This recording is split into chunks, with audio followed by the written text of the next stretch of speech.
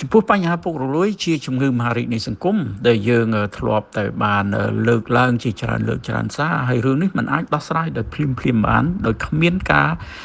ដាក់តាំងចិត្តមោះមុតក្នុងការធ្វើកែតម្រង់ដើម្បីឲ្យមានលក្ខណៈល្អប្រសើរឡើងជាពិសេសគឺចាប់ផ្ដើមដោយនីតិរដ្ឋតែម្ដងធ្វើដូចម្ដេចឲ្យប្រទេសយើងคล้ายទៅជាប្រទេសនីតិរដ្ឋមានការគោរពច្បាប់ហើយស្មើមុខគ្នាចំពោះមុខច្បាប់នៅក្រោមច្បាប់ទាំងអស់គ្នាជាការពង្រឹងវិស័យមួយដែលយើងឲ្យឈ្មោះថាវិស័យនីតិរដ្ឋវិស័យយុត្តិធម៌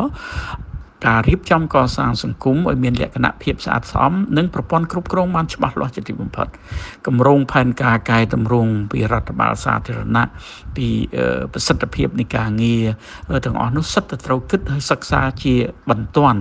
ដើម្បីរៀបចំកសាងប្រទេសយើងទៅថ្ងៃអនាគតពីព្រោះយើងមិនគួរបណ្តែតបណ្ដោយឲ្យប្រទេសយើងធ្លាក់កាន់តែជ្រៅទៅនៅក្នុងវិបត្តិមួយដែលយើងឲ្យឈ្មោះថាសង្គមពុករលួយឬមួយក៏ជាសង្គមអសិលធម៌អគុណធម៌កាន់តែខ្លាំងឡើងដោយសារតែ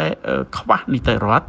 ហើយនឹងភេទរភាពភាពជាសាមគ្គីភាពស្រឡាញ់រាប់អានគ្នាក្នុងនាមជាខ្មែរដូចគ្នាដោយគ្មានការរើសអើងហើយដើម្បីការអភិវឌ្ឍប្រទេសជាតិយើងឲ្យកាន់តែរឹងមាំខ្លាំងក្លាគន្លឹះដែលសំខាន់បំផុតគឺធនធានមនុស្សរបស់យើងត្រូវចាប់ផ្ដើមពីវិស័យអប់រំនិងវិស័យសុខាភិបាលជាចំណុចសំខាន់ដែលខ្ញុំចូលរួមក្នុងនាមជាប្រធានគណៈបកប្រជាធិបតេយ្យជឿនលឿនបាទ